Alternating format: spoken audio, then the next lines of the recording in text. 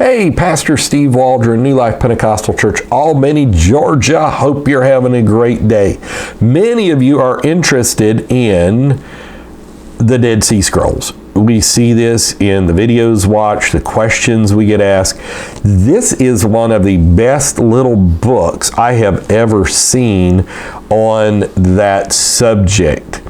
Dead Sea Scrolls, a joint publication of Biblical Archaeology Society and Society of Biblical Literature. Because it is thin, it is small, it is informative, and it is interactive. Learn about the Copper Scroll, the Great Isaiah Scroll, other ancient texts, biblical writings, why there may be other scrolls still out there. And so this almost reads like a big magazine. It's the type thing you could keep beside your chair when you set down your iPad or your iPhone or turn off Netflix and you just begin to flip through it and look through it. It's very inviting. It invites you to study it. It is absolutely outstanding. And so the information, I have not read this from cover to cover. What I've read, the information seems to be very non-biased and very accurate. I cannot testify for the total accuracy of the entire book.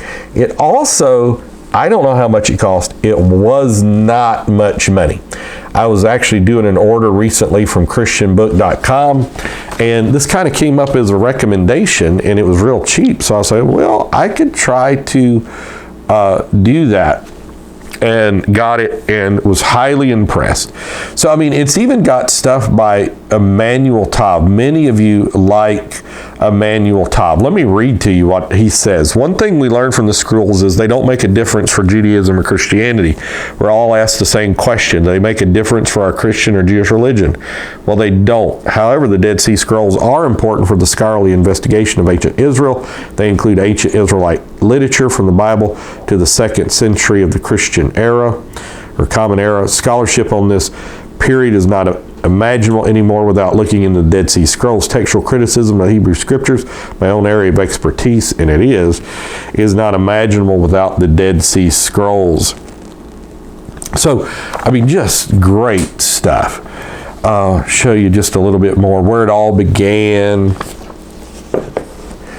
But again, I couldn't stress how well done, the glossy paper, the pictures, whoever set this up just did a great job.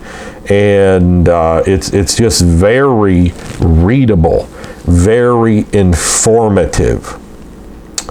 So trace the exciting history of the Dead Sea Scrolls. They even have a picture of, like, I think the original newspaper ad where I think they were for sale, like 4 Dead Sea Scrolls.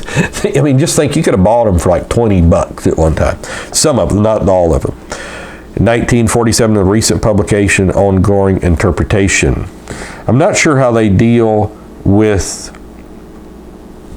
the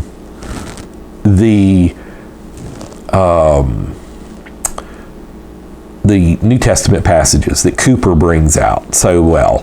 I would doubt they try to really throw that under the bus, but read Cooper. It's very convincing. This fragment from Cave 4 is written in Aramaic, the spoken language of Judean Jews in the last centuries before the fall of Jerusalem. The text is probably part of a sectarian document used and perhaps also produced by the Qumran community. Special attention has been drawn to this scrap of text because of the titles Son of God and Son of the Most High appear in a context that seems close to the way these titles apply to Jesus in the New Testament and the Gospel of Luke. And then the Son of God scroll. See, all of that is good. Not only in the study of the Dead Sea Scrolls, but in the study of Jesus Christ and the Gospels. So this is a book, if you can pick it up. It's more like a magazine, not a book per se, but it does have a spine. It's kind of one of those special things you get at the grocery store, you know. I would pick that up if you're interested in it at all. If you got children, homeschoolers, they might be totally fascinated by this. A lot of information, a little bit of time. That's what I like. Redeeming the time for the days are evil. God bless. Talk with you later in Jesus' name.